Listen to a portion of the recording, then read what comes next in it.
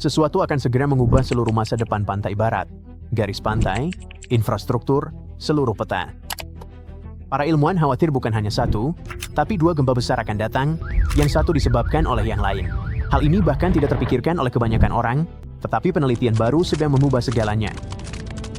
Selama beberapa dekade, semua orang menganggap sesar San Andreas dan zona subduksi Cascadia sebagai dua monster terpisah yang kebetulan tinggal di lingkungan yang sama.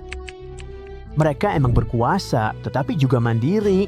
Namun kini, para ilmuwan percaya bahwa kedua patahan raksasa ini terhubung secara mekanis, dan salah satunya secara harfiah dapat menarik yang lain hingga pecah tak lama kemudian. Cascadia bergerak, San Andreas bergerak. Robekan San Andreas, robekan Cascadia, dan potensi konsekuensi darinya sungguh mengerikan. Para ilmuwan menemukan bukti bahwa hal itu terjadi setidaknya 10 kali dalam 3.100 tahun terakhir. Gempa bumi, jeda, gempa bumi. Data ini berasal dari inti sedimen laut, yang seperti kapsul waktu yang ditarik dari dasar laut.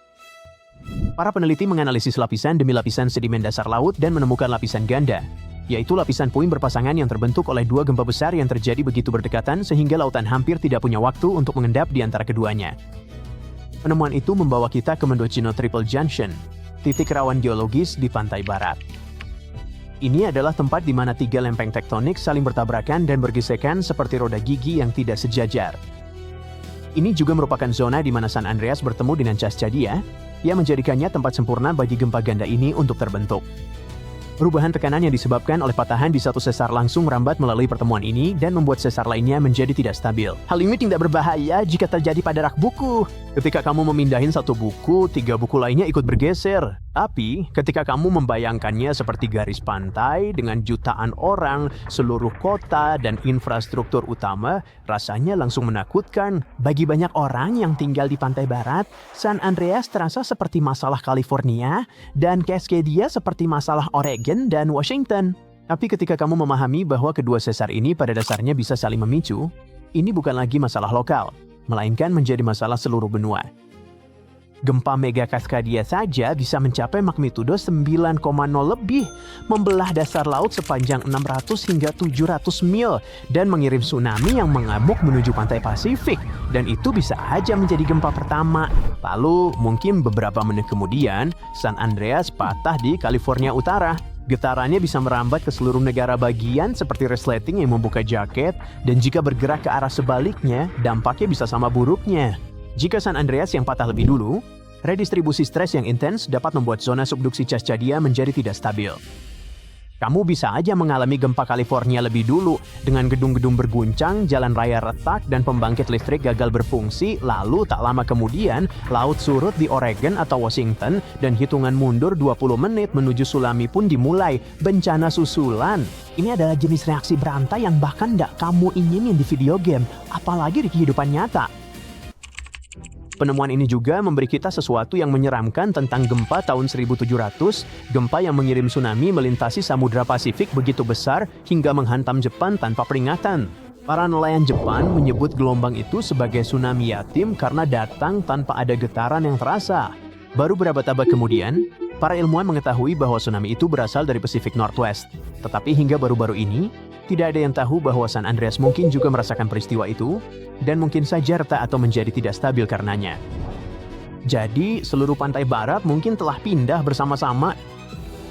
Dan kita udah sampai pada bagian yang paling menakutkan. Ini bukan soal apakah akan terjadi, melainkan soal kapan akan terjadi. Patahan-patahan tersebut memiliki ritme, kecepatan, dan detak jantung biologis. Kita telah melihat bagaimana mereka berperilaku selama ribuan tahun. Kita tahu apa yang mereka lakuin, dan sekarang kita tahu bahwa terkadang mereka melakukannya secara berurutan. Ketakutan yang sesungguhnya bukanlah gempa pertama. California udah memperkirakan akan terjadi gempa besar. Ketakutan yang sesungguhnya adalah gempa kedua, yang datang sebelum kamu sempat memeriksa keluargamu, sebelum petugas darurat berkumpul kembali, sebelum listrik menyala lagi, dan sebelum debu mengendap. Bahkan jika kamu tidak tinggal di pantai barat, hal ini juga penting untukmu. Pelabuhan-pelabuhan di California, Oregon, dan Washington menangani sebagian besar impor Amerika. Jika pelabuhan-pelabuhan itu lumpuh, bukan hanya wilayah pesisir yang akan merasakannya, dampaknya akan dirasakan di seluruh negeri dan bahkan mungkin di seluruh dunia. Harga bahan makanan melonjak, rantai pasokan terhenti, ketersediaan bensin menurun, jadwal pengiriman jadi kacau. Dunia jauh lebih terhubung daripada yang kita kira. dan 2 gempa besar di pantai Pasifik tidak akan menjadi bencana lokal aja, dampaknya akan menyebar sedikit demi sedikit ke kehidupan setiap orang. Jadi para penguasa harus bersiap, bukan hanya untuk 1 gempa besar, tapi untuk 2. Rencana darurat, jalur evakuasi, waktu respons, dan desain jaringan listrik, semuanya perlu diperbarui karena alam telah menunjukkan kepada kita apa yang bisa terjadi pada ekonomi modern bahkan hanya dengan 1 gempa besar. Hal ini pernah terjadi di Jepang pada tahun 1995 pada tanggal 17 Januari pukul 5.46 pagi. Gempa terjadi tepat di ujung utara Pulau Awaji, hanya 12 mil dari Kobe, sebuah kota besar dan sibuk dengan sekitar 1,4 juta penduduk saat itu dan 2,6 juta lagi di Osaka yang berdekatan. Atam itu merobek sepanjang patahan Nojima sejauh sekitar 25 mil. Itu mungkin terdengar tidak seberapa sampai Anda menyadari bahwa seluruh bangunan tidak bisa bertahan dari dorongan menyamping seperti itu. Lebih dari 5.000 orang kehilangan nyawa, 43.000 lainnya terluka. Hampir 400.000 bangunan rusak parah dan tidak dapat diperbaiki. Bencana ini melanda salah satu kawasan industri terbesar di Jepang. Dan jika Anda mengacaukan tempat seperti itu, dampaknya tidak berhenti di garis pantai saja.